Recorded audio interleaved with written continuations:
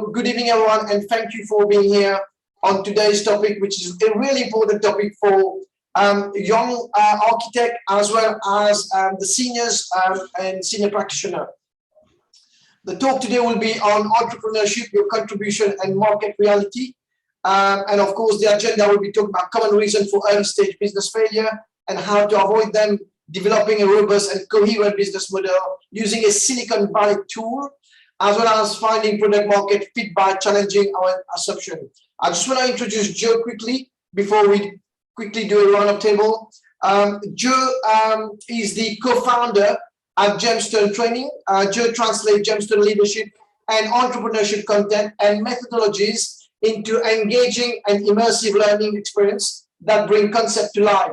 Before co-founding Gemstone, Joe worked between London and Edinburgh as a business consultant for Fujitsu and HP, which is the Hewlett Packard Enterprise Services, where he had major bank insurances company and the UK government to adopt new technologies, implementing transformation program and navigate change.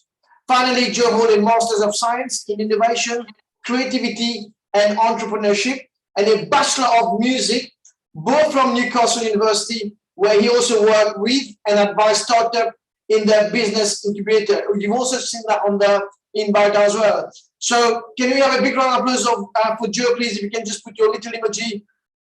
If you can just big round of applause for Joe as we get started. So just making sure I've got that you can use the Q&A. So I'm just going to say a few words from Barinder as well, being the chairperson of PAC. So let me just make sure I lower everybody's hand so that I can bring Barinder right in the middle of the talk. Barinder, chairperson of PAC, few words for the 7th CPD that we are holding today, and of course, few words to the architect when it comes to entrepreneurship. Yeah. Good evening and welcome everyone to this CPD. This is our 6th CPD that we are organizing, and we shall continue with the next CPD also, which will be sometime in September. Hopefully we can meet physically then. The restriction has just been removed, so next CPD hopefully we can meet physically. So we are today on a subject which is really very interesting, and you know, when we think of architecture, we have a set way of thinking. So today, in the global situation and in the difficult situation that we are going through now, maybe we need to reinvent the way we work, we find new ways, innovation. So I think entrepreneurship can really help us and give us a new perspective, inspire us. So let's hope that those who are joining in will really learn something today. I'm very eager to learn today from Joe. And thank you very much, Joe, for being with us, for giving your time and your expertise, sharing with us. And thank you, Anil and MAA for being part of this CPD. We will continue to provide CPDs for the education of the architects, and I would also encourage most of the architects to participate in the CPDs. Okay, fantastic. Thank you very much indeed. Durham, Vice Chairperson, few words, Vice Chairperson of PAC, few words, and also member of MAA as well, few words on entrepreneurships, and also for today's webinar. Thank you, Anil. Thank you, Joe, for this webinar. The thing is, going back to the new normal is going to be quite difficult, because somehow in 2 years, 2.5 years roughly, we managed to get somehow used to this, and now going back to this with practically all restrictions over, we'll have to get used to that. But then coming back to this entrepreneurship, I think it's very important. And I'm actually shocked to hear from Anil that somebody says he doesn't have the time, and especially when you're talking about a webinar in entrepreneurship. This is surprising, actually. I think it should be beneficial to everybody who's attending. And certainly we have to know how to run our business, no matter what the business is. Here we are talking about consultancy, so we should be able to handle that from all angles. That would be it. Thank you. Okay, thank you very much indeed. We'll move on to the new president of MAA, Vinit Lakku. Good to see you, Vinit. Maybe a few words from MAA as well, and also why this CPD today is so important, being presented by Joe today. Good evening, everyone. Welcome to the CPD. Firstly, thank you, Anil, PAC, and Joe for sharing today. The life of an architect has many facets, and definitely out of the office, out of the drawing board, out of the computer, we have to think about the business itself, and entrepreneurship is gaining ground day by day. And we see around how many people have left their jobs, their company, and they have turned out to be entrepreneur. And there are some key elements that we need to know about entrepreneurship. And hopefully tonight we'll learn a lot about it. So, and I'd like to thank everyone who is participating as well. So thank you. Okay, thank you. And then obviously we've got Kusha joining us as well. Kusha, I think it's fair on it for you to say a few words. Being the secretary of MA as well. Kusha, a few words, both Vinit and yourself, and you are doing your own thing as well. So young entrepreneur, if you like. Maybe a few words from yourself, Kusha. Good evening, everyone, and welcome to the 6th CPD. It's good to see that we've got quite a number of attendees tonight. So I think what I aim to take from today is, especially as a young architect who just went out by herself. So actually being an architect and how to run your business is two different things. So I'm hoping that by tonight I'll pick up a few tricks and, just to help us and everybody that's present tonight. Okay, Kusha, thank you very much indeed. What I'm going to do, guys, I'm going to launch a quick survey. You see it on your screen coming up right now. And how many of you have had training on entrepreneurship? Can the panelists see the question? Can you vote? Can you vote? No. Okay, one sec. I'm just going to do that again. And I'm just going to relaunch poll. And then, yeah, so I think there's a tool there. So how many of you had training on entrepreneurship? The panelists can't vote because the option is just to let us press the buzzer. But let's see what the audience says. How many of you have had training on entrepreneurship, yes or no? And it would be interesting to see, because sometimes we do take entrepreneurship for granted, and until Joe comes in and we then realize we don't know nothing. But let's hope we learned a lot today. Okay, so we're just going to stop there, Paul. Joe, what's your thought today? What do you think the percentage would be? I guess that's more or less in line with my expectations, but it's really great to see that a quarter of participants have actually been exposed to entrepreneurship at some point, which is great. And I'm sure there's a lot of knowledge in the room, contrary to what sorry to contradict you there, Anil, but I'm sure there's a wealth of knowledge in the room, not just on architecture but other areas as well. And I look forward to hearing and hearing more about your experience as well. So as you can see, there was like 24% say yes, you had training on entrepreneurship, but a whopping 76% says no. That's the right opportunity today to make sure we make the most of it. So Joe, take it away. I'm going to ask Vinit, Kusha, Barinder, and Durham to switch off their video as we get back to the presentation. Everyone is going to be 3 parts, part 1, part 2, part 3. Part 1 will be for around 20 minutes, and then we'll get questions and answers from you, with Joe answering your question as I'll be the moderator. So Joe, if you can share your screen as well, just make sure all is good, and I'm just going to stop sharing as well as we go. Joe, take it away, and again, once again, thank you for your time and for giving back as we end COVID-19. Starting from 2 years ago, and you're the last participant of webinar as we relax the rule tomorrow. So it's truly a special day today. And Joe, thank you, and take it away. Thank you very much indeed. Thanks a lot, Anil. Thanks to Purenda, Vineet, Dharam, Kusha as well for the very welcoming introduction. It's a real pleasure to meet you virtually this evening. I'm very grateful for this opportunity to speak to both members of the Architects Council and the Mauritius Association of Architects. So thanks again for the opportunity. Just to give a little bit of an introduction to Gemstone. So Gemstone is the training company which myself and my partner founded nearly 7 years ago now. We're a registered training institution. We provide leadership training and consulting services. We also provide entrepreneurship and intrapreneurship training. So we have a background in entrepreneurship. We've accompanied a lot of young aspiring entrepreneurs and young startups as they learn a few techniques, which I'm going to talk about today.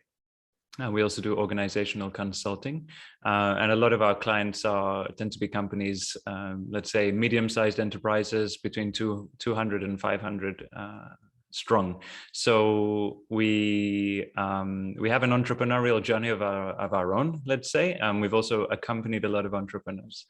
So what we talk about this evening is going to be based on that experience. It's a little bit different to our training sessions, which, as Anil said, are highly interactive, research-based kind of experiential sessions, let's say. This evening, unfortunately, we only have a short time, but in that time, I'd like to try and give you as much insight as possible into this entrepreneurial way of thinking, let's say. And you know, I welcome any questions that you have, any ideas and questions that you'd like to share. So as Anil said, there are 3 parts to this webinar. The first is around opportunities and challenges. So, of course, entrepreneurship is presenting a huge opportunity, not just within architecture, but also in other sectors as well. So we'll talk a little bit about that, the opportunities that it presents. But then we're going to look at some of the biggest challenges that entrepreneurs face, that young businesses face, that startups face, and understand how to mitigate these risks that are facing entrepreneurs. So the second part is going to be about that minimizing of risk.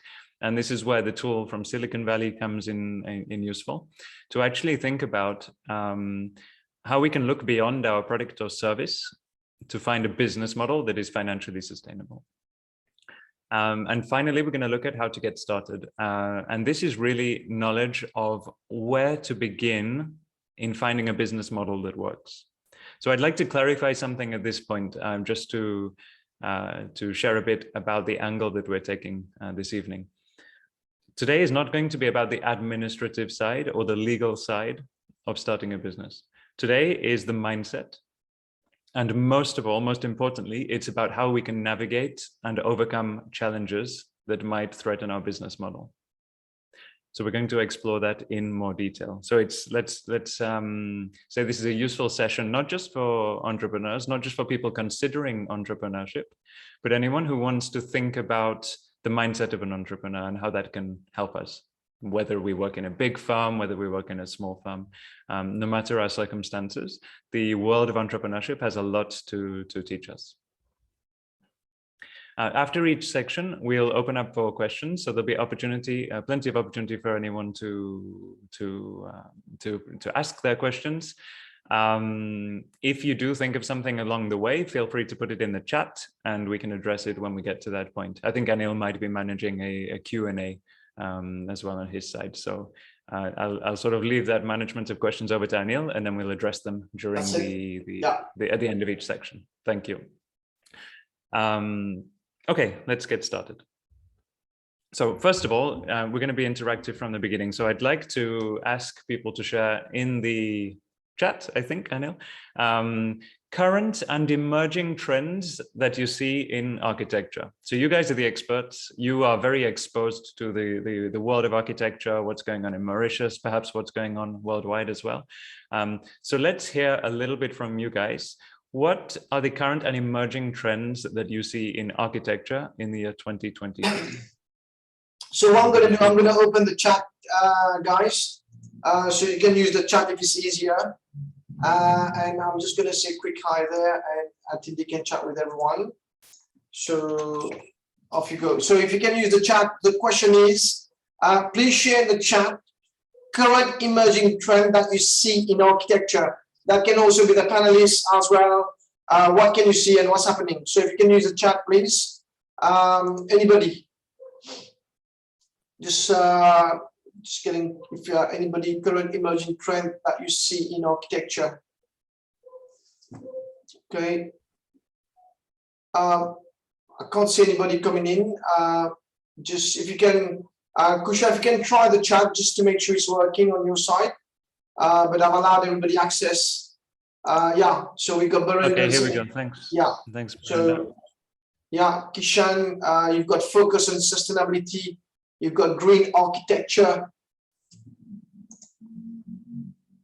Ahelia, sustainability, recycling, smart building. I've got Wanjo, which is circular economy, which is quite happening in Mauritius right now. Kusha mentioned smart building. Anybody else, please? Be great to have your views. Isabel, yeah, local resources. Isabel, good to see you. Mangra, budget friendly. Wow. What do you mean by budget friendly? That's a good one. Okay, thanks for sharing. I'm going to cahier des charges. I might need a translation of that one. Yeah, so cahier des charges is kind of the brief of the client. So you know, like the client, they want a building and they've got like 100 items that they want. So it's the scope, the brief. But Sebastian, it'd be good to explore a bit more about what's happening in terms of cahier des charges. Is it getting? So feel free. Yeah, feel free to share a little bit more in the chat. I'm going to move on to the next slide, but feel free if you have any other ideas, please put them. And let's again, you guys are the experts, so you're very close to these trends. But what we can see is that there are opportunities and challenges that are present around us. We have a changing landscape for not just architecture, but for all industries. We like to talk at Gemstone about the new world of work, because the new world of work has different implications, whether we're managers, whether we're entrepreneurs, whether we're employees, team members, etc., freelancers. There's a changing landscape. And there are two key drivers to that. Number one is the technology advances, right? We're seeing automation, we're seeing AI, we are seeing communication technology, linking people, linking information, making information publicly available. Linking companies and providers in all countries around the world with consumers in Mauritius. So this is one side of things, right? These technology advances. Automation and AI is also freeing up time for higher value tasks. So what do I mean by that? I mean that if you look at how the world of work is evolving, in the past, there was lots of manual work, right? Whether that's drafting, making drafts by hand, whether it's tilling fields, whether it's dispensing money at a bank. A lot of that has been automated. We have ATMs, right? We don't need to see someone at a bank to get the cash. But what does this mean? It means that the time of people who were doing those jobs is freed up. So it's accompanied by education in a way that we can add more value. We can work on higher value tasks, creativity, problem solving, thinking about how to change the status quo, etc. So technology advances are enabling all sorts of new possibilities and making new requirements for us that we think about how can we add more value. There's also social advances.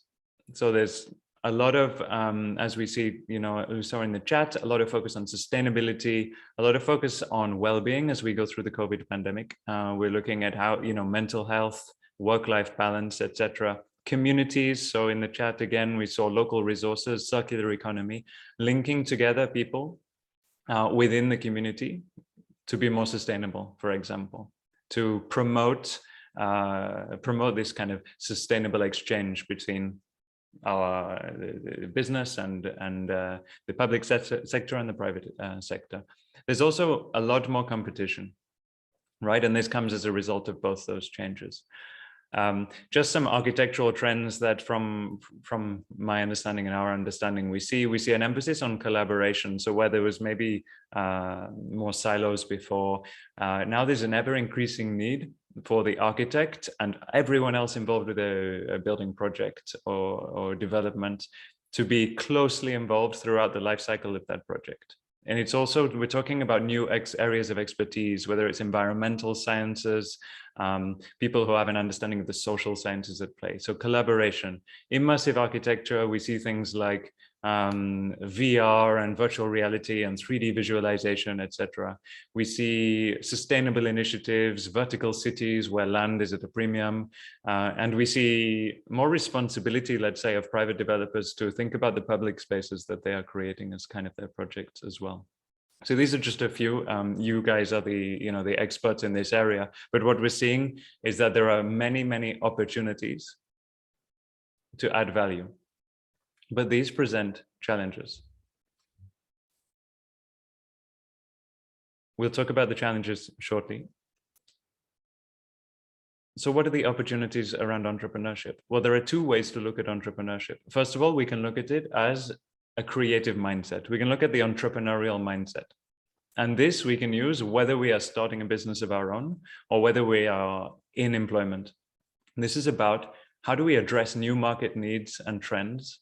How do we future ready our offerings? And how do we make sure that we're avoiding the status quo? There's nothing wrong with the status quo, but it's a risk, right? The longer we hold on to practices, the sooner they become outdated, the sooner we become outdated, the sooner competition is able to overtake us because we are holding on to the old world of work, let's say. There's also it's not to say that the old way is bad as well. There's not necessarily a right answer here. It's about minimizing risk as we go into the new world of work. How do we make sure that we are addressing the new and the current market needs? Finding novel solutions to new and old problems as well. There are so many possibilities here as a creative mindset. So we don't need to start a business in order to do that, right? We can do that in our current position, in our current role. We can have an eye on the markets, we can have an eye on the international trends, etc., and we can think about, okay, how do we tackle some of these new and old problems? The second lens of entrepreneurship is as a career, right? Is as a career step, pursuing our personal aspirations. Perhaps there are people on the call this evening who've taken this step at some point. They want to, okay, I'm going to break out on my own. I'm going to start up my own practice. I'm going to perhaps collaborate with a small group of people to create something new. And that brings all sorts of benefits as well. It brings lifestyle changes. It maybe brings some kind of creative freedom. It's also hugely challenging. It's a huge step psychologically and in terms of the emotional journey that will go on. And so we'll think about that a little bit as we go on as well. But it's also a way that we can bring our unique value and contribution, right? We can know ourselves, we can know our mission, we can know our values and what we believe we can bring to the world. We often talk about architects as having a responsibility, right, to society through the spaces that they create. We all have within us things that we'd like to contribute to the world. And maybe we're very familiar with what that is and we've precisely defined it. Maybe that's a journey that we are still on. And in fact, it's a never-ending journey, understanding what we can bring to those around us. So that's some of the ways we can look at entrepreneurship. We've put here a few examples that we see of innovation in architecture. So capturing some of the sustainability practices on the top left there with a sustainable sports arena. We've learned about the Quonset hut buildings, which in Detroit is helping bringing communities together and creating spaces where people can get together. On the right there, reimagining the digital billboard. So the way there's so many creative and innovative ways in which architecture can challenge let's say the status quo, the way things currently are. Architecture is a driving force maybe in innovation and creativity that we see around us. But it's not just in creating becoming a practicing architecture alone that has the potential to unleash this creative power. We can also collaborate, right? There are many startups. Here are a few digital examples. So if I take Archistar, for example, or Archistar on the right, what they do is actually help you visualize through the use of AI what you can do with the space. So many possibilities for building a feasible structure within the constraints of this land, this site that you have available. So when we see things like this, we see not only is there huge innovation, but there are also threats or risks to maintaining the status quo. To what extent can architecture hold its own and continue to provide value when we have you know, a lot of tech solutions which maybe are not going to replace architects, but they're certainly going to change the landscape and change the way that architects are required to interact with the market. So here we have a few cross-disciplinary startups, and this is where most innovation happens, right? It's when you mix tech with architecture. It's when you mix two different disciplines and put that kind of creative combination into a product or a service. Now, just before we go on to the challenges, I'd like to just outline something about these changes that we see. Some trends that we see are maybe fads. Maybe they're going to come and they're going to go. You know, maybe we don't believe that certain trends are going to arrive here for the moment. Maybe there are trends that seem a long way out. But the important point here is that if a trend sticks, if it comes and it sticks, it's because it's providing value to clients, or it's perhaps making the services we offer more efficient, more cost effective, etc. There's a reason why these trends are happening. It's because it's on people's minds. It's the kind of value that people are looking for. So it's not to say that every new fad is something we need to leap fully into, but we need to be aware of what's out there and potentially how it could change the landscape and how we can embrace that as opposed to resisting it. Now, I've got another question for everyone in the chat, because we're going to talk about some of the challenges that entrepreneurs face and that startups face, and new businesses, or young businesses, let's say. Please share in the chat why you think new businesses may fail. What might be the reasons behind new businesses not getting off the ground? Why is entrepreneurship not a sure bet? You know, why is there a risk involved? So let's have a see in chat if we can. Yeah. So I'm going to start it. One is fear, Joe. I've got fear in there. You always probably something we can explore as we talk through. Everybody, if you can put anything which, as Joe mentioned, what can we learn from startup failures? The top 10 reasons, I think already I can see some of the questions coming up. Barinder says, you know, lack of market knowledge. Or market does not know you. Ahelia, lack of exposure. We need no proper strategy. Kusha, low self-confidence. And then, yeah, so guys, if you can just help us out here. We've got quite a few of you here. Not prepare vis-a-vis competition. Yeah, that's a good one, Bimal. We've got lack of interesting. Yeah, we have lack of visibility. Absolutely. So market doesn't know us. This is the idea of not being present on the market, bad marketing, the fear, the low self-confidence. That can be a barrier before we even start, right? That can stop us from even taking the leap. So absolutely. About marketing. Okay, let's have a look at some reasons that businesses fail. So these are the top 10 reasons, right? Number one, no market need. Now that's a bit more nuanced than we might think, right? It's not necessarily saying that people don't need architects, for example. This is not specific to architecture, but they're not needing exactly what you're proposing right now. Startups run out of cash, right? And that means they're not getting the kind of influx of customers that they need. They've not got the right team. They haven't got the right competencies within the team. Maybe they became outcompeted. Someone mentioned competition. Maybe they're not able to price their products correctly and have pricing or cost issues. Maybe the product is not user-friendly. And what could that mean? It could mean that people cannot get hold of us. It could mean that people don't understand what services we're providing or how to interact or how to benefit from what we are giving them. Maybe we have a product without a business model. That's something we're going to talk about this evening as well.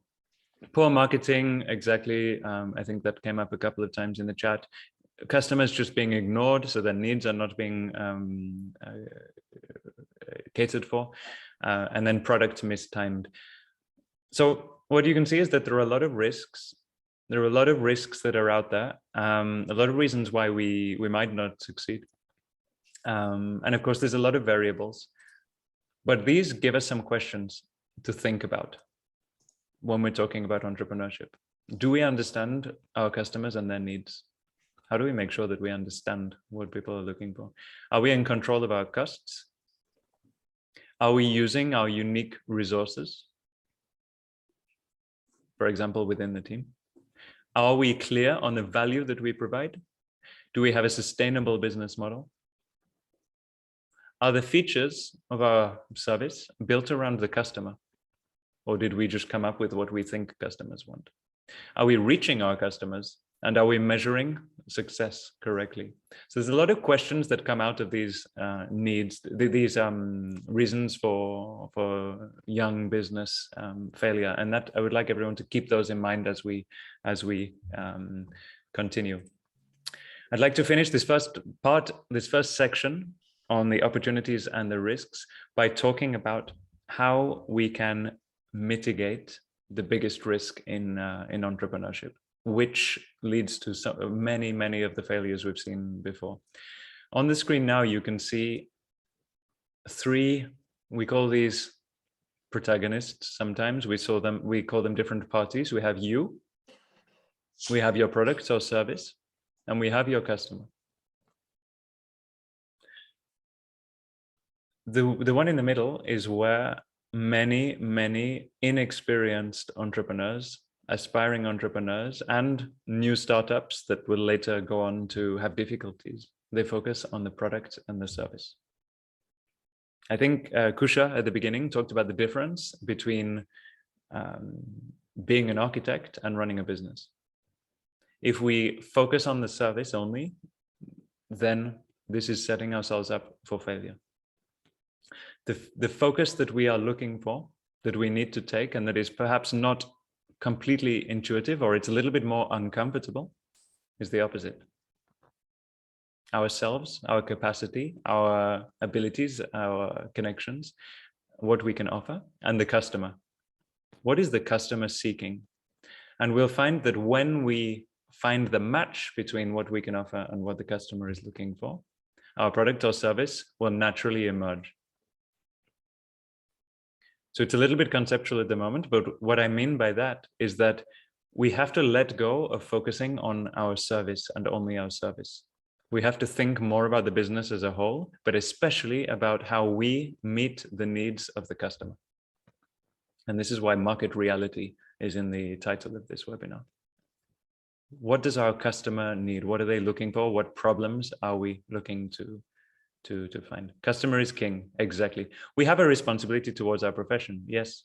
Yeah. This isn't in a vacuum. This isn't in a vacuum. We have our responsibility remains. And it's not to say that an individual customer is always right.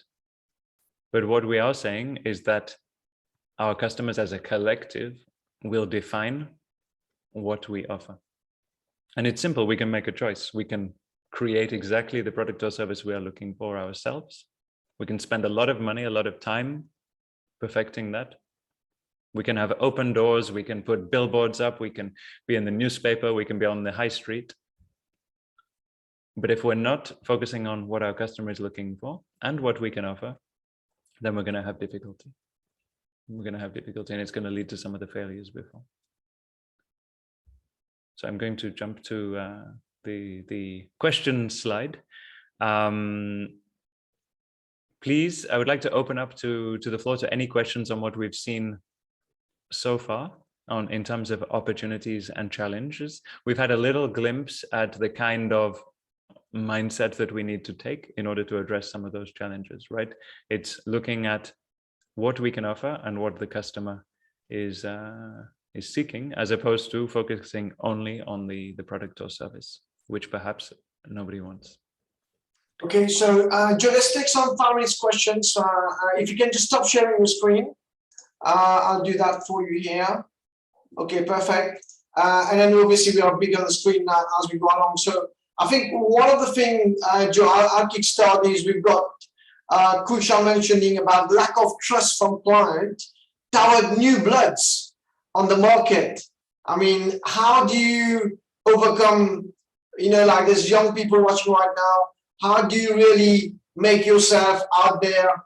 Yeah, I mean, it's just lack of trust because of lack of experience. But if you're good enough, you're old enough, from what I've read before. What's your take on it? Thanks for the question. It's a great challenge, which I think is faced not just in architecture, but in all disciplines. What I would say is it's about relationships. Trust is all about relationship, right? It's about who we know, but more importantly, it's about the kind of connection that we're building with them. When we are bringing something, contributing something a little bit different, generally people are interested to hear about what we have to offer if it aligns with what their needs are. So it's coming from both sides, right? It's thinking, how do we want to be different from others on the market? Because it's true that one key difference we're going to have, whether we like it or not, is that we are going to be perhaps less experienced than the existing players. We are going to be perhaps perceived as inexperienced. We're going to be perceived as new, and people are not sure whether to trust us. But the thing is, we get to choose the other ways in which we are different. And that can look like lots of different things, right? It could be a price that's different. It could be a customer channel that's different. It could be a design language that's different. But how do we know how to differentiate ourselves? How do we know if people are willing to part with their cash without speaking to the customer? So we need a lot of, we can call it market research, but market research, it gives us this false sense of security that we can do it all from behind our computer. When we talk about market research, we're really talking about putting things in front of people, speaking with people, interviewing experts, interviewing potential customers, finding out what their concerns are, finding out what their frustrations are with the existing solutions. So have you spoken to 20 customers, potential customers? What do they care about, etc.? So this is a way that we can differentiate ourselves in several ways. We don't just have to be the inexperienced guys. We can be of course, inexperienced one or less experienced, who are providing something slightly different. And this is why we are worth taking a risk on. And maybe we get early adopters to begin with. Maybe we only get people who have a higher tolerance for risk. It's possible. I can talk from my own personal experience here. As a training institution, there are some well-established training institutions, right? Yeah. By being able to understand how training works and how we wanted to be a little bit different, provide a format that was different, we were able to catch the eye of some customers who are a little bit more open to experimenting, open to trying new solutions. Maybe the existing solutions hadn't worked. They were not happy. So they were appreciative of a fresh approach. Now we see, as we build experience, that's no longer an issue. But you're right, for the first few years, that's going to be something to consider. So thanks, Kusha, for okay, thank you. Guys, if you can put, there's no stupid question, please put them in as we maximize the potential of Joe's knowledge here. Joe, just quick one on my side. I just wanted to ask you about innovation. I mean, we talk about innovation, but would you be able to enlighten us a bit more about what does innovation means? Yeah, it's a very good question. It's often used as a buzzword. You know, we like to say we are innovative or our company is innovative, but what does it mean? From my perspective, there's no let's say absolute definition on innovation, but for me, innovation is applied creativity. It's when creativity is applied to a problem. It often brings in different disciplines, as I was mentioning earlier. It's taking an existing issue and looking at it from a different angle. But it doesn't stop there, right? It's put into practice and it's evolved in response to user feedback.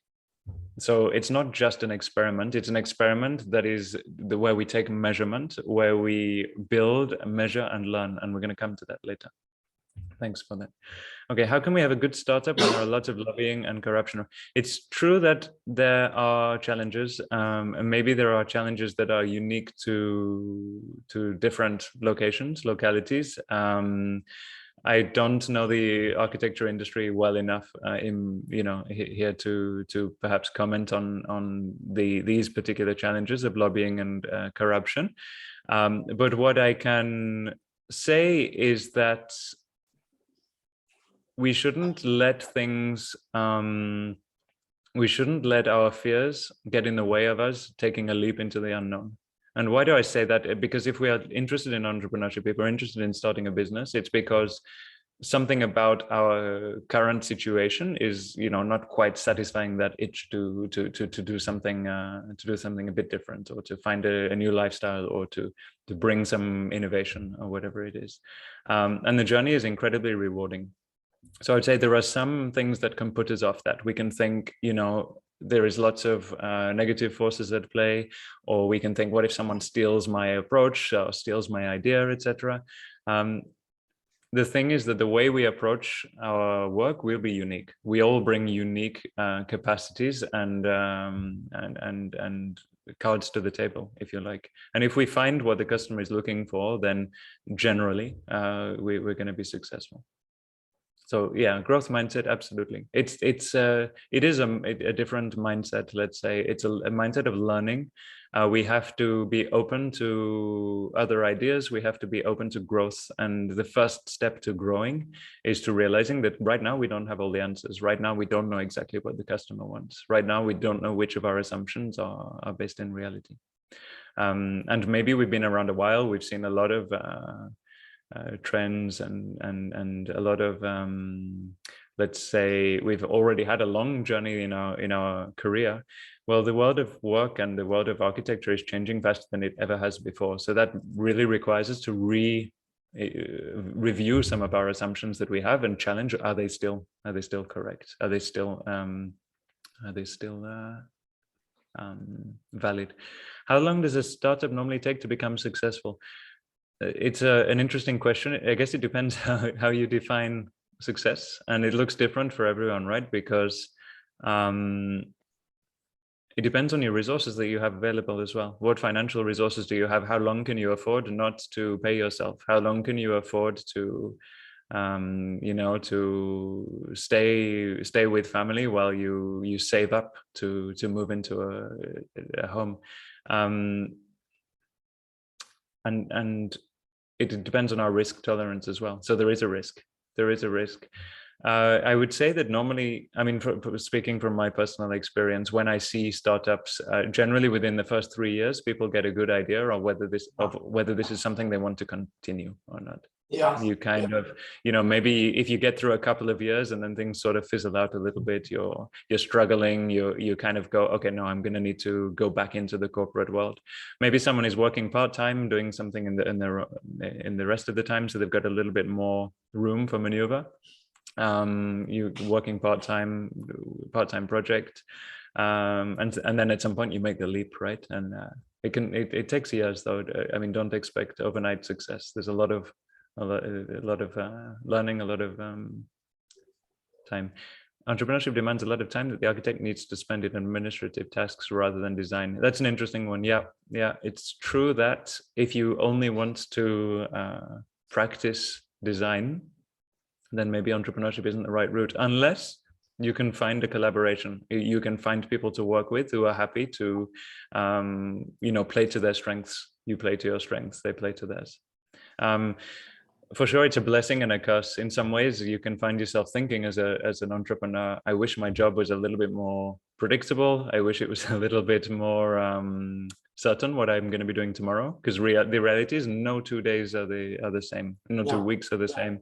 Working hours can be all over the place. That depends on how, the particularities of your business. Administrative tasks, yes and no, less and less. I mean, ease of doing business is actually pretty good in Mauritius. A lot of stuff can be done online. A lot of stuff can be outsourced. If you know where to look, you can find people who can help you out with payroll, who can help you out with your finance, etc. It depends on who you know and who you can connect with, and and again, your resources. Who do you have around you? Can you afford to outsource some of the more laborious bits?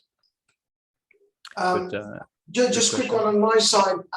Where we talk about, we'll probably take the last question if we don't have any more questions from the colleagues watching us. Obviously, there's a lot of young architects watching us today. You talked about the top 10 reasons where startup fails, and we've got product without business model. Now, we tend not to spend too much time, as obviously Bimal just mentioned there. The architects are there, they want to design, they want to deliver, they want to project manage.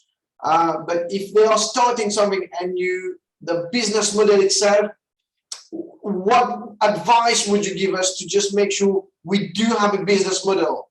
Because many a time we just obviously plow through the job as opposed to have a plan.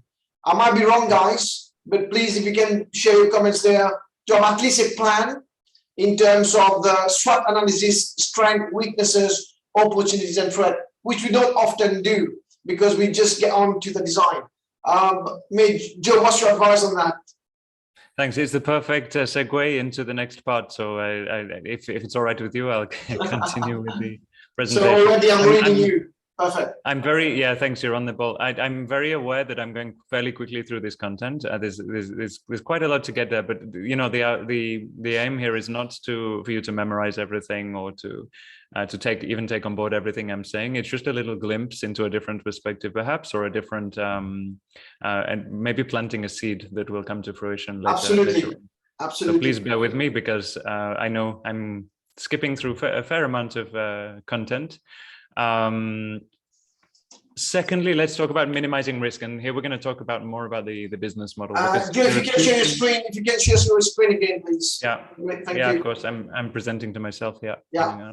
Perfect. And guys, obviously, please send your question in the chat as Joe will be sharing the screen. But please do feel free. We've got 40 minutes left to conclude the webinar. Joe, take it away.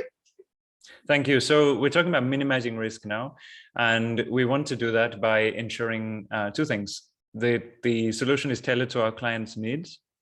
And when we talk about clients, we mean a collective group, right? We're not necessarily talking about spending hours or days or months on one client. We're talking about the needs of our target market.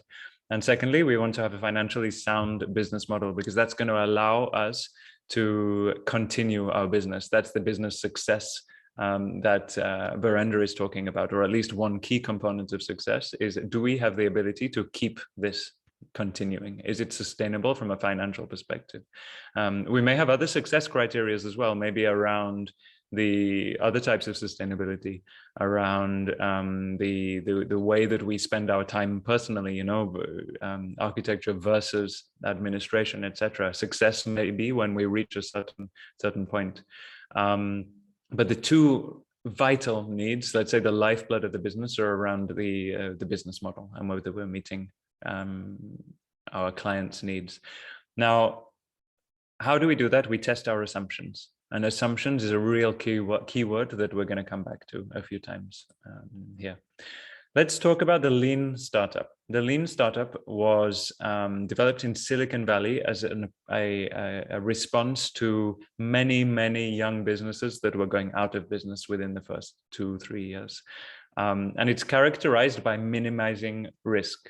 So you may have heard of the Lean Six Sigma, Lean approach within companies about eliminating waste. There's quite a strong relationship here with that, because the lean startup is a startup that is highly efficient. And I'm going to talk about some of the characteristics of that and the benefits of that. The lean startup is an experimental process. And what that means is that we, in this uncertain environment full of risks, we actually need to validate assumptions that we have about what the customer needs. So we need to experiment. We cannot just assume that we have the answer and put it out there and then be disappointed when nobody turns up. Secondly, it's a focus on value rather than product. So when we think about the kind of focus that we have, the mindset that we have, we should be looking outward towards customer needs and realities of the customer, instead of the ideal product or service that we're dreaming of in our minds. The reason for that is that products don't exist in a vacuum. They must align with customer value needs. Now, again, we can choose the kind of customers we're looking for, but we cannot choose their needs, right? These customers have a set preferences, they have values, they have needs. So we need to align with those. The other thing is that customers and users, and this comes back to how do we prove ourselves? Customers and users are not sure what they'll pay for until they see it, until they're given an opportunity to pay for it. So that means we have to really think about the value we want to create. And then the next point is super important. We need to test it. We need rapid testing and validation of ideas. So I'm not talking about rapid testing and validation of designs. That's only focused on architecture. I want to focus on the business. The rapid testing so that we can fail fast, we can learn fast, and validation of the idea. So that could be a concept as to how our business works. It could be a novel way of connecting with the customer. It could be a particular style of interaction with the customer, of website, or, these are all these customer channels, for example, our business model, the payment model. We'll talk more about that later. But these are all things that we can experiment with and validate.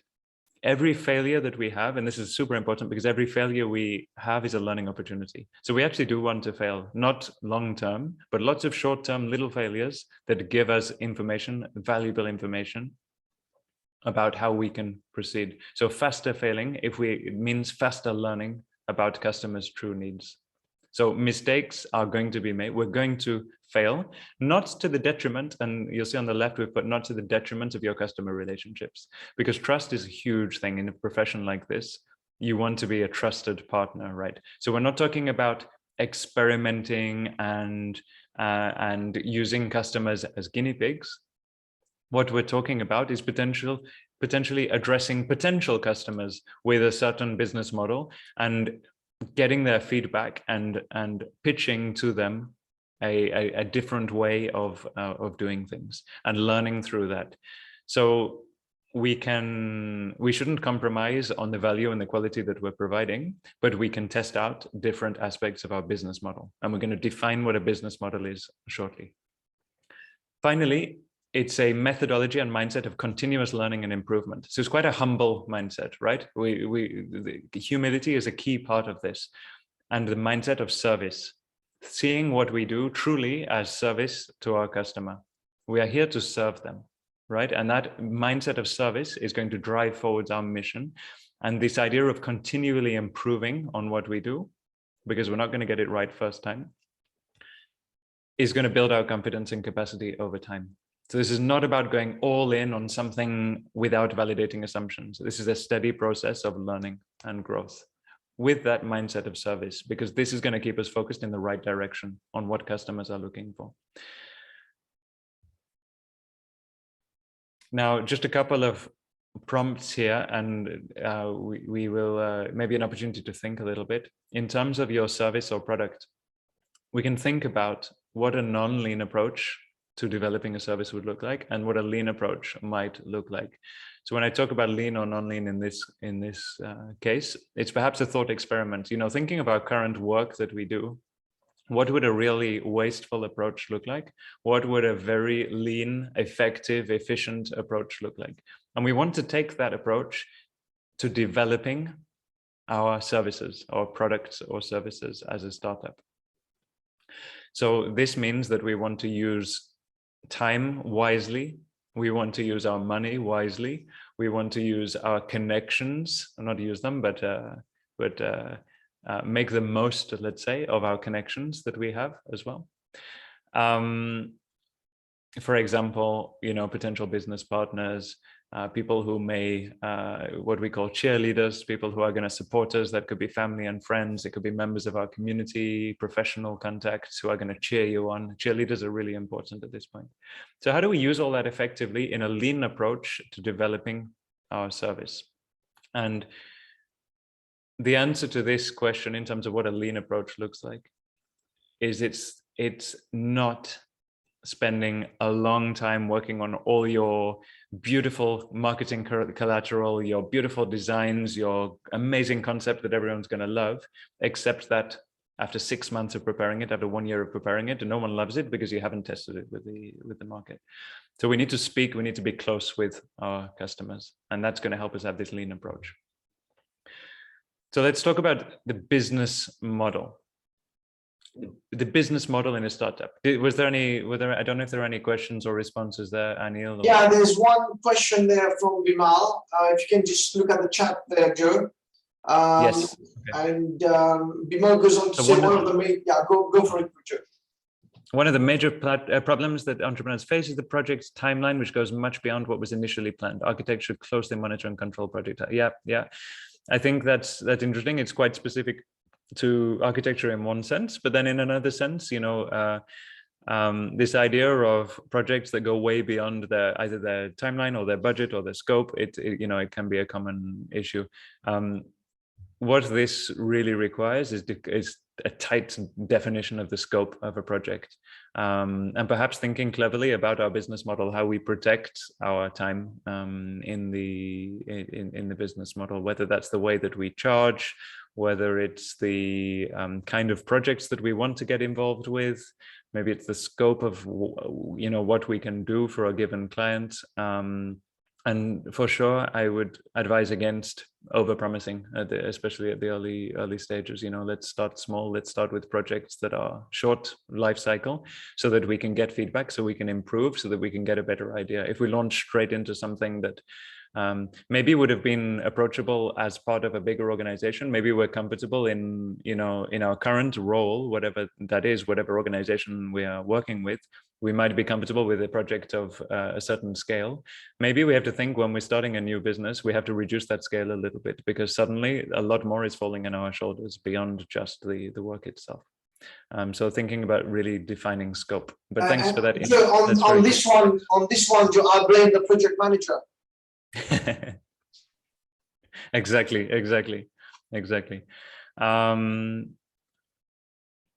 It's interesting though, I think, and that highlights another point, Anil, is that when we are starting our own business, we have fewer people we can turn to if something goes wrong, right? We cannot just, we can blame someone, but that's not going to change anything for us, right?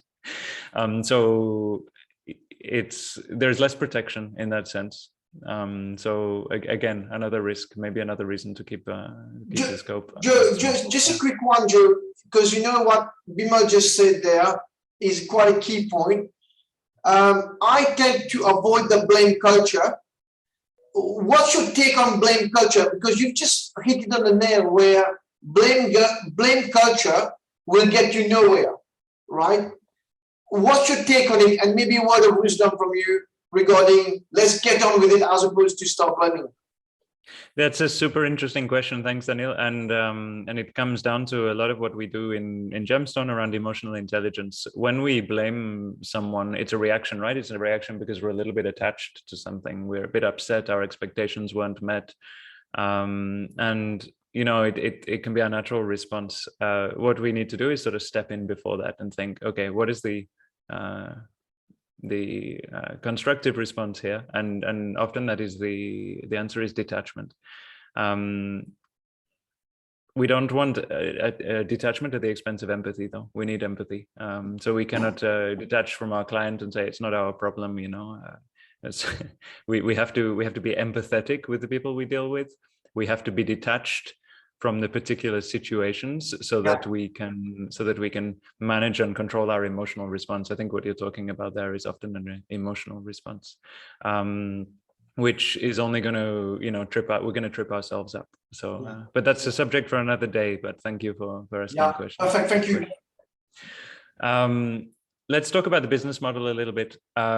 This tool you're seeing in front of you is from Silicon Valley. It's created by a guy called Ash Moya, and he wanted to find a way to put a business model on a page to get across this idea that when we talk about a business, we're not just talking about the product or the solution.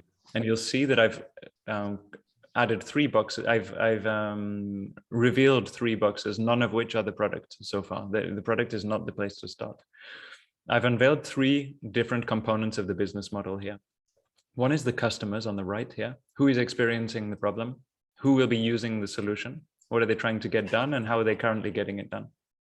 So when we think about the customer and the segment, and we're not just thinking about maybe their dream house or their dream or the government sort of specification for our new project. What we are thinking about is what they are trying to get done and how are they currently getting it done? What is the process? How do they currently engage with an architecture firm, for example? Do they even engage with the architects, or is it, is there someone in between, for example? You will have much more insight into this. You're closer to the market than I am. But the closer we understand how they're currently completing what we call the customer task, the better an understanding if we get, how can we improve on that or make sure that we are at least nailing that, within our project. Then we want to think, okay, so the problem that they're experiencing, and the problem might be that that other solutions are not sustainable. There might be that other solutions, other architect firms are too expensive. It might be that they feel like they're not listened to. It might be that everyone else is too slow to respond. So what are you trying to solve here? You're not just trying to design, but you're trying to solve a customer problem, which is not being addressed by the market. And therefore, this becomes your unique value proposition. Your UVP, what unique value will you provide? How will you differentiate yourself? What we can do, Anil, because there's quite a lot of sections on this canvas. In fact, what I encourage everyone to do, and it might be easier, is to Google the lean, not now, but afterwards, if you're interested, the lean canvas. So the lean canvas is how you'll find this. It's a very well used and proven tool to demonstrate, to articulate your business model. 2 more components then, because there are 9 components to a business model in total, the solution and the channels. So the solution is really your product or your service and its features. So thinking about what do you provide concretely, what do you provide, what kind of service do you provide, and what are your features? What are you literally handing over? What are the deliverables of the service, for example? How do you engage with people throughout the process? Concretely, what are you going to be giving people? Which is different from the value, because the value is more maybe the idea of accompaniment, maybe the idea of transparency in cost, for example, would be a value that you're providing. The value is a little bit different. The value is how you define your contribution, not the product itself, which is in the solution, but what are you offering that's different? Maybe you offer like crazy forward-thinking sustainable designs that nobody else is offering. That can be your value proposition. Thanks, Anil, for sending the link. Channels, how will you reach potential customers and get them on board? And this is where we start to think a little bit more about marketing. Are we going through trusted partners? Are we going through advertising? Are we going through social media? Are we going through family and friends? Word of mouth. This is all to consider. It's all questions and assumptions at the moment. We don't know. In fact, our job is to find out what our business looks like. We cannot define it without trying it. A couple more boxes. Key metrics. What are we measuring? What does success look like? How will you measure customer engagement, adoption, etc.? And also, what is the unfair advantage that we have? What are the resources we can tap into? What unique skills, experiences, and resources can we mobilize? So this is all to consider when we talk about a business model, because this is another way in which we're going to be different from other companies, other practices. And then finally, there's the financial side, right? You have the cost structure.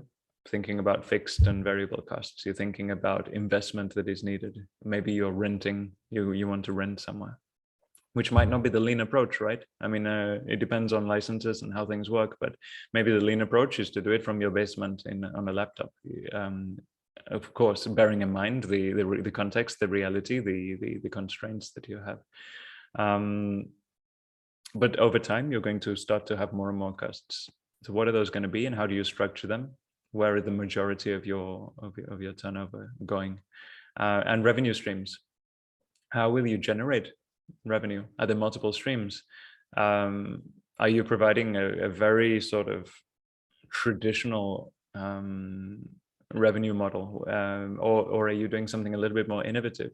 Are you offering lots of little upgrades to your offerings where people can add on little modules in terms of what they're getting? Are you writing a book at the same time, or publishing a newsletter which people can subscribe to and pay you for that? There's potentially many ways to generate revenue. Again, it's all assumptions at the moment. So the reason that this is so important to think about now is that, in fact, we don't know the answer to any of these boxes until we start to investigate and test. So that brings us to the end of the second part, where we've talked about minimizing the risk. And we do that by recognizing that our startup is more than a service, right? Or a product. It's actually a whole business model. And the way we minimize risk, and we'll continue to talk about minimizing risk in the third part of this talk, the way we minimize it is by testing assumptions one by one, using the lean startup approach, right? Treating it as a scientific process of validating our assumptions about the customer, about what they're looking for, about the value that we provide, etc. Okay. Any questions on the second part? Any question, anybody? If you want to just put a question quickly on minimizing risk. I think it's quite, I like the way you're presenting it, Joe, because it's not your normal traditional textbooks. I think you're really making us think outside the box, which is fantastic, really. I just wanted to, while we wait for questions to come in, I just wanted to ask you a quick question on the lean startup mindset, where you had the slide of the lean startup mindset, and you had the rapid testing, fail fast, and validation of ideas. Where you say faster failing is equal to faster learning about customer true needs. Would you mind just explore that a little bit for us? Absolutely, yeah. So let's say we think that our customer is young married couples who are looking for their first home, for example. We decide that, okay, this is where we want to target. And we decide that we're going to find these people. This isn't specific to architecture, I'm just shooting, maybe this would or wouldn't be appropriate, but we decide we're going to find these people at shopping malls. We're going to set up a stand. We're going to set up some kind of stand. We're going to talk to a lot of people. We're going to put in front of them some different offerings, for example. Maybe we've already set things up at a basic level. We can start to provide offerings. We spend, a weekend at Bagatelle. We spend a weekend at Jumbo Phoenix, and we don't get anyone responding positively. Maybe they kind of have a look. They have a look at some concepts or maybe some of our previous designs. But in fact, either it's not the right place, it's not the right time, it's the wrong customer. So what we want to do there is turn that failure, because it is a failure, right? We didn't achieve the objective, but in terms of a learning opportunity, it's super valuable, because perhaps during that time that we were there, we spoke with a few dozen people. Yeah. They gave us important feedback. For example, oh no, it's okay, my uncle is he's an engineer, he's going to find someone. Or I'm sorry, I'm not even considering this, it's out of my budget. Or I'm already in a house, maybe I'm 35, maybe you're targeting younger people. So the feedback that you get from people when they say no is actually super important, That is what we're talking about when we say a learning opportunity, because now you can tweak your assumptions and you can try another experiment and then fail again until you succeed. So there's going to be a lot of it's going to be a learning process essentially. And just like we're learning to walk, learning to ride a bike, there's going to be failure to begin with, and then eventually we nail it, we get it right. But we have to be smart about it, right? It's not about just trying everything and failing everything. It's really understanding where we failed and making a little tweak and trying it again and comparing the performance, whether that's marketing. So I'm talking here about marketing, but it could also be other aspects. It could be the revenue model that needs tweaking. It could be there's plenty of different options. I see a question in the chat. Yeah, there's a question there. What are the main entrepreneurship features that differentiate a service provider like an architect as compared to an entrepreneur who is selling a product? It's a great question. I think one of the key ones is time. I think when we are selling a service, we are entering into a long-term relationship with our customer that might last months, even years. What are the implications of that? We have a slower sales cycle usually. So we cannot just take a product to the market and then like literally to a market and get instant feedback and sell like 30 out of the 200 products that we imported or that we designed. That is sort of instant feedback. It's going to look a little bit different. We're going to have a lot of leads, let's say like a pipeline of sales. We're going to be speaking to a lot of people about our services, and we're not going to know whether that sale was successful for a period of weeks or months, and we're not going to have conclusion on that project for a while afterwards after that. So I think the main consideration is the timescales. It doesn't mean we can't move quickly, because we can test a lot of things in parallel. It gives us new opportunities, I think, and services are more flexible. If we import or we design or we create a product, the product is kind of fixed. It's if we want to change it, we have to buy some more ourselves, or we have to build some more. Services are more flexible. We can refine them on the fly. We can ask people, how are you finding this process? Am I contacting you enough? Do you feel involved? We can send out questions to people to understand their feedback as we go, and we can maybe we start off and someone has a negative experience with us. They're a bit disappointed that we don't respond to them very quickly.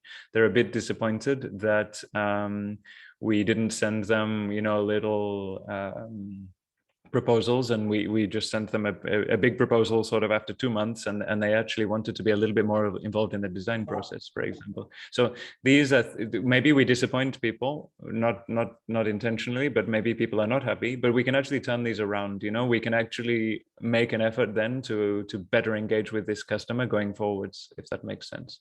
So it depends on the particular case, but we have an opportunity to learn on the fly and to improve our service. Every day we can adjust it. A service can be adjusted, right? It can be continually tweaked. So in that way, you have a huge advantage over a product-based company. Okay, Joe, I'm conscious of time. Let's take part 3, and then we'll be getting the last Q&A session as we've got 15 minutes left. But yeah, fantastic so far. Thanks a lot, Anil. So the third part then is getting started. How do we get started? We've talked a lot about the opportunities, the challenges, and also how we can minimize risk by using this lean approach. But getting started it can be pretty intimidating. We talked at the beginning about having maybe we don't have the self-confidence that we would like, and maybe we are a little bit afraid. Maybe we have certain assumptions in our mind that are blocking us and preventing us from taking the leap. So the key thing to think about here is, how do we take small steps? How do we take small steps towards what we want to build? And this ties in completely with the lean startup approach. And we're going to use what we call the build, measure, learn feedback loop. So going back to the lean startup methodology, we can think about intentional learning. How do we learn intentionally in our business? And when I talk about learning, I mean discovering what aspects of our business model works, including the products, but also the other 9 boxes, and what aspects are not working, and how can we improve them and build on that. The way we do this is we test something out. So we can do that with something called the minimum viable product, the MVP. I don't know whether anyone's heard of that before. Maybe it's come up in other entrepreneurship courses, excuse me. But the idea of this is to design the simplest solution that will allow you to test your assumptions, and in particular your riskiest assumption, and do what we call get the engine started. So when you turn the key in a car, when you push the on button in a car, your engine is stationary, and at some point it's turning. It doesn't mean it's running smoothly. Maybe it's making a lot of noise. Maybe there's a lot of smoke coming out of the exhaust. But we want to get it from stationary to actually turning. You know, the crankshaft is going around. It's not necessarily fine-tuned yet. Now, the way we do that is with the minimum viable product, and that allows us to test and collect information from the field, you know, based on our metrics, based on our, you know, how we've decided we're going to measure success. And, you know, in doing so, we measure, we learn, and then we build again. We go around the cycle. When we get into this loop, we stay in this loop. Even after 7 years, Gemstone is in the loop, and it's the same for any company that wants to continue to meet and exceed its customers' expectations. We need to be in a learning mindset. It doesn't matter, you know, how young or old we are as a company. If we're not learning from what we're building, then we risk becoming obsolete. We risk having a lot of dissatisfaction among our clients. So the MVP needs to be the simplest way to get this started. And often that is not a finished product. So what do I mean by that? I mean, it can be what we call a landing page. A landing page is a website, just one page.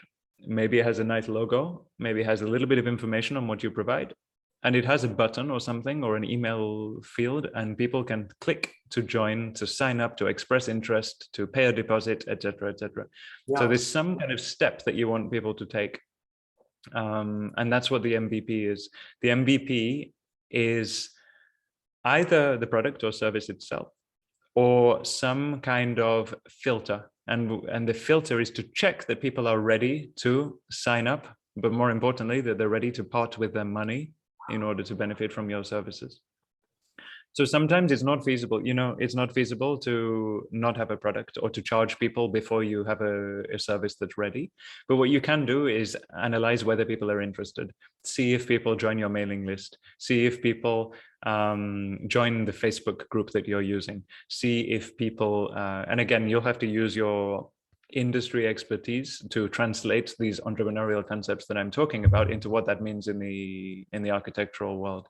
But how do we test that people are not only, you know, nodding to what we're saying or saying, yeah, that would be nice, you know, because that's not proving anything. We need them to either hand us over money, or at least take a difficult step of typing in their email and then confirming that they want to receive emails, for example.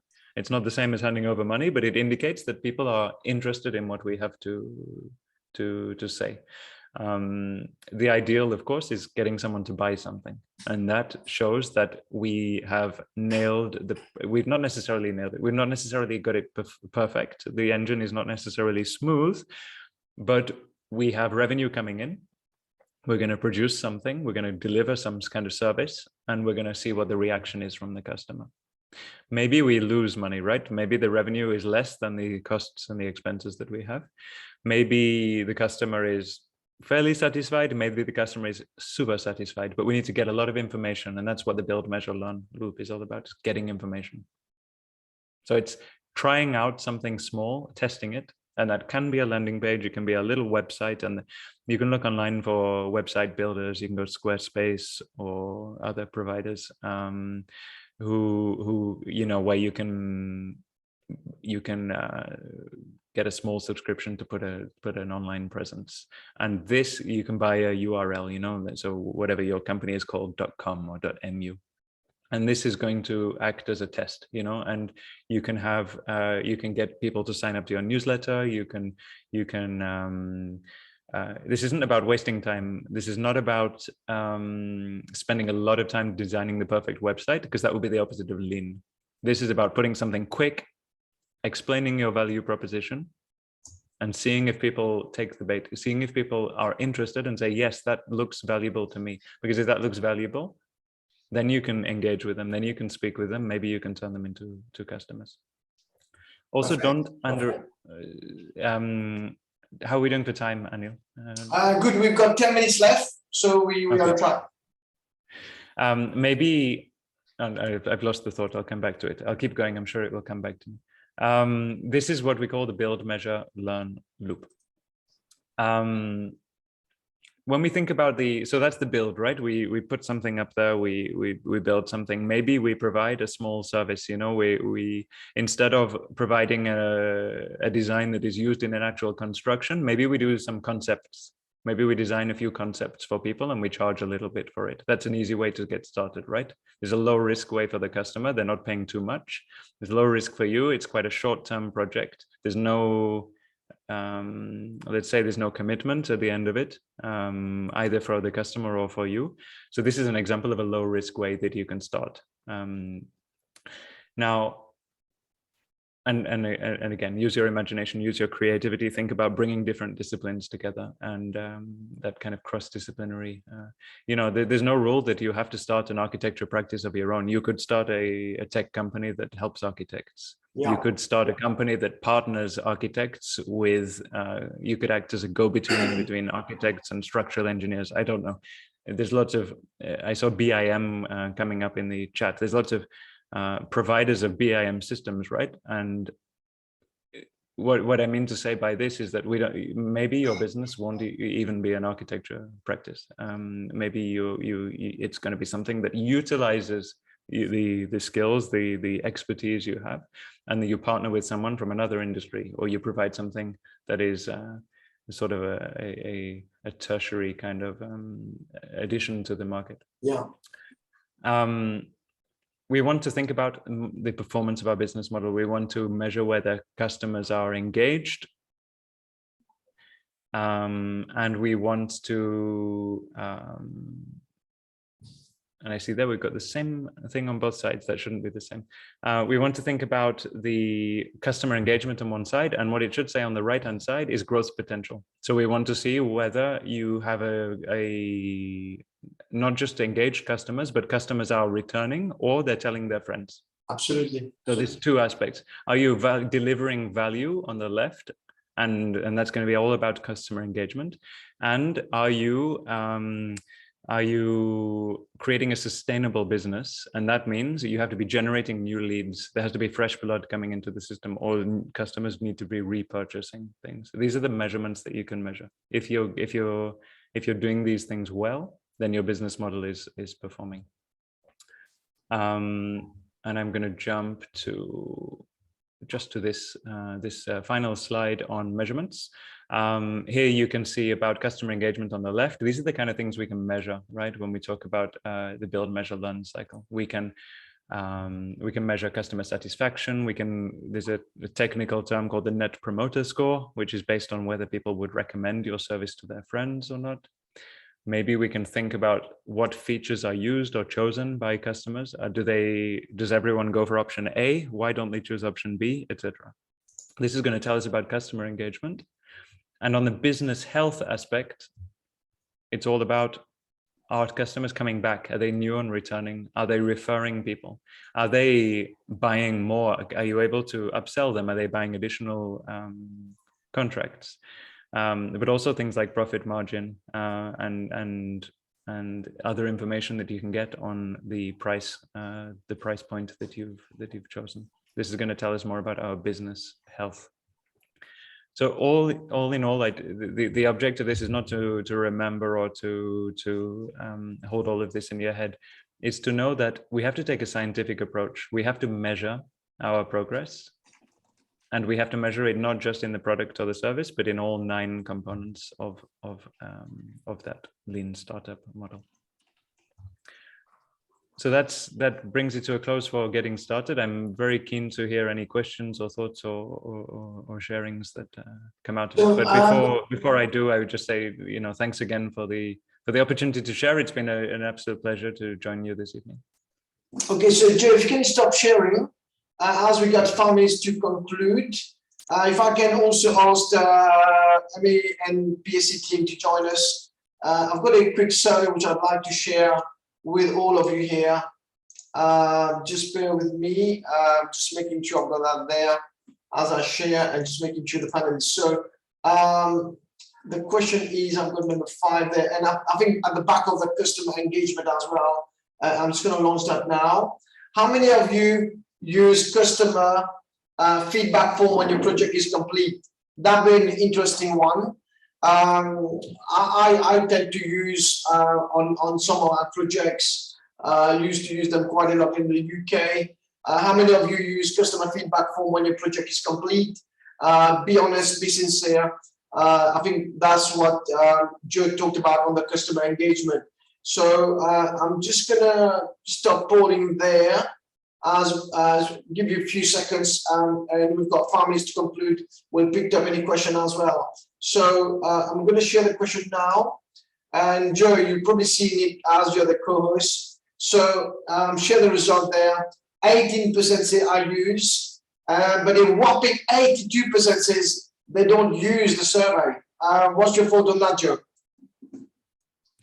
This one is more surprising to me. So the entrepreneurship, I guess the ratio is what it made sense.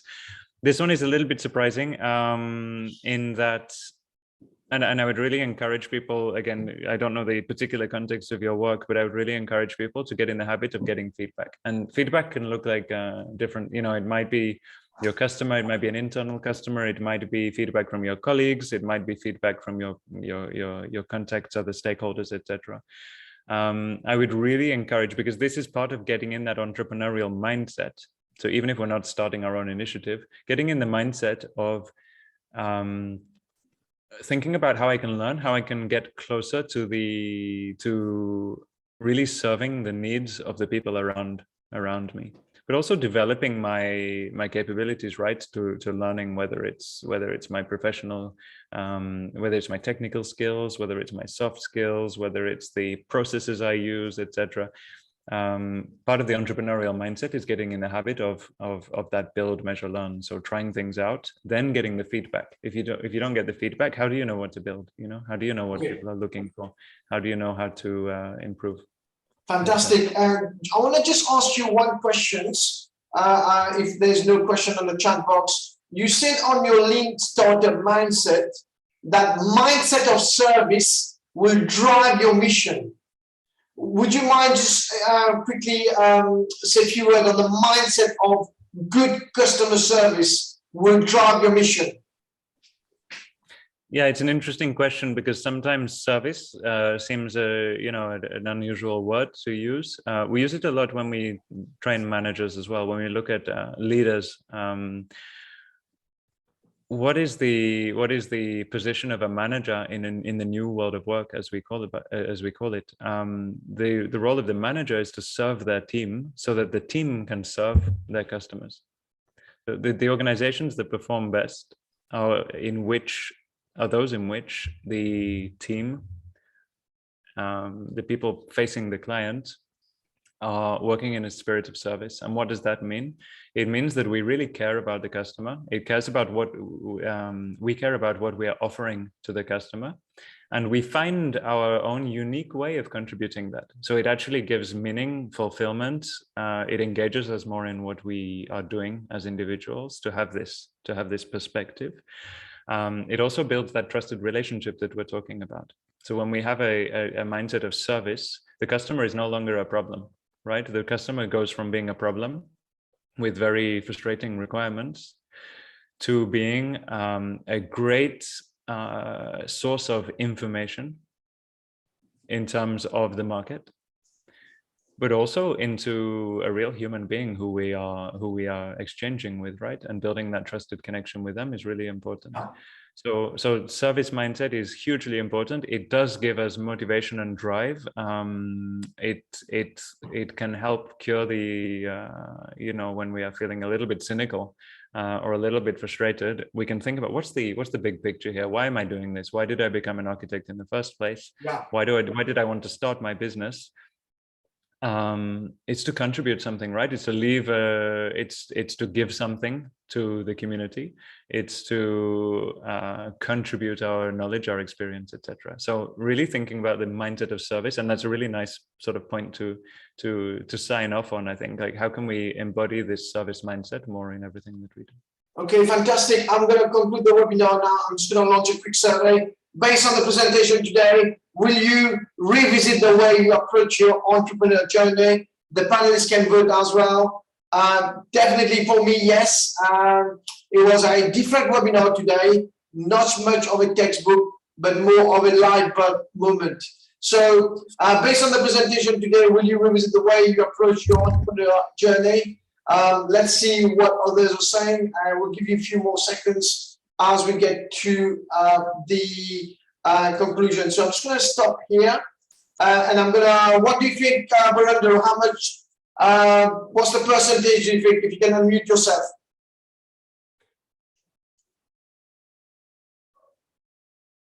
Just unmute yourself, Virender. Yeah. I should say over 70% at least. Okay, and Vinit? 90%. Okay, here we go. So I'm going to share the result with you. A whopping 93% says yes, they will definitely revisit their entrepreneurial journey, and a 7% says no. It's 1% really. Maybe it's dinner time, but we'll definitely get you to revisit this webinar again on my YouTube channel. Guys, thank you very much indeed. We've reached at 8 p.m. Joe, thank you very much. I've been trained by yourself 2 times by the British Council. I can't thank you enough for being here today, for giving back. And as I say, with you, Joe, it's about triggering those light bulb moments as opposed to condensed with text. So thank you very much indeed. I'm just going to stop sharing. Guys, don't forget to send me your name, your feedback, as well as your so then I can issue the self-attendance. And all could be said. So just final word from Virender, final word from you in terms of the presentation today.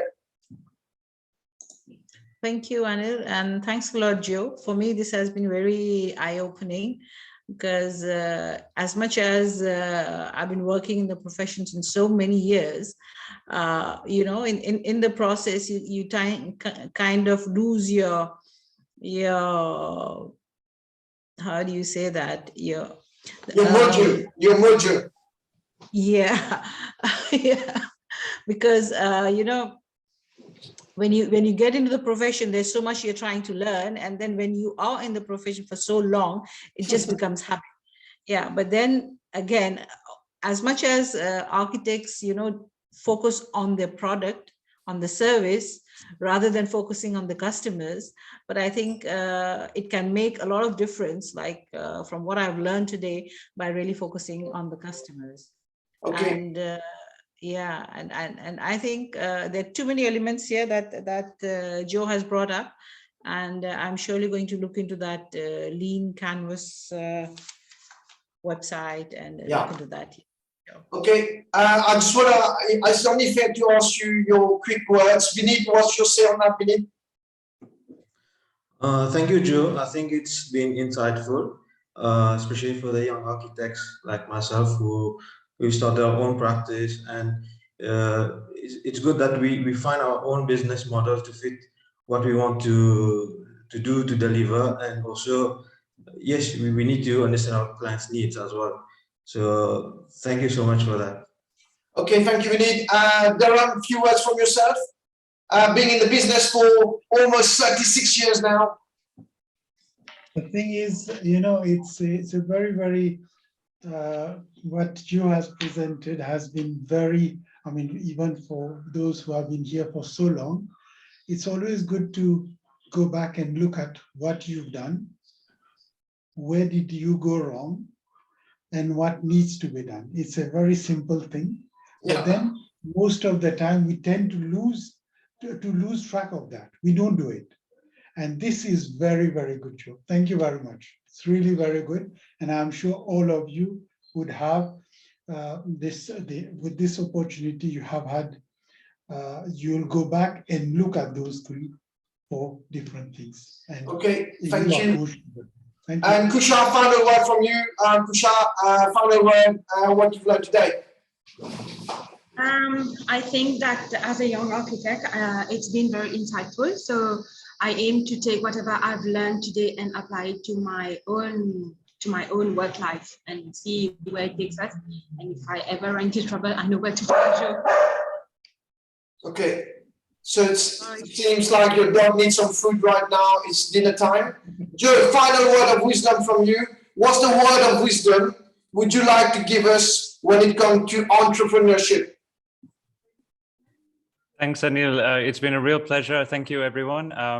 I guess I would just loop back to the beginning. Someone talked about growth mindset, and I think whether we're entrepreneurs, whether we are in our careers and we're happy, I think that's the key, right? It's remaining open to new ideas, remaining open to new ways of doing things, to not necessarily having all the answers ourselves, to learning from others, to learning from everyone. And thanks to everyone on the call. There's so much expertise and insight and understanding within this group, and I learned a lot from you in your responses as well. So thank you, and I hope to see you all again soon. Okay, Joe, so thank you very much indeed, guys. We're going to be relaxing the rules of VAST as from tomorrow after 2 years and 3 months. And I'm also like to thank PAC and MAA for reaching my 91 webinars as a giving back during the 2 years and 3 months. So I can't thank you enough for giving me the opportunities to be with you and to help you out with the CPD. Thank you very much indeed, everyone. Don't forget to send me your name and feedback. We'll get the set calendar. So thank you very much indeed. Maybe a final word from the PAC and MMA members, quick wave to the participant. And then thank you very much indeed. So thank you, and we'll see you when we see you. Take care. Thank you very much indeed. Bye. Bye. Bye. Thanks a lot. Bye.